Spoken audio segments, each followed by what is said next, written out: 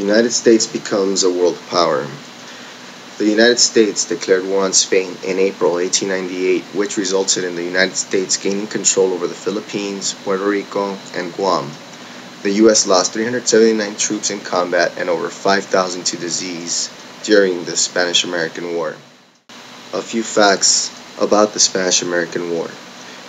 Prior to the outbreak of the Spanish-American War, President McKinley had felt the U.S. needed to get involved in Cuba in order to protect its business interests.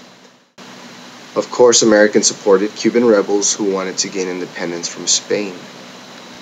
So tensions rose as a result of the sinking of the USS Maine in Havana Harbor.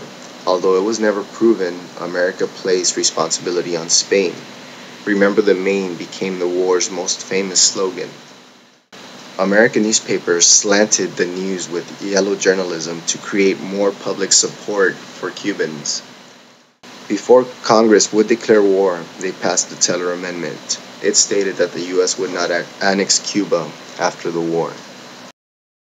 The U.S. ultimately won the Spanish-American War. The Treaty of Paris of 1898 was signed on December 10, 1898, and ended the Spanish-American War. The treaty made Spain give up all its rights to Cuba. It surrendered Puerto Rico and gave up its possessions in the West Indies. It surrendered the island of Guam to the United States and surrendered the Philippines to the United States for a payment of $20 million. Cuba gained its independence from Spain.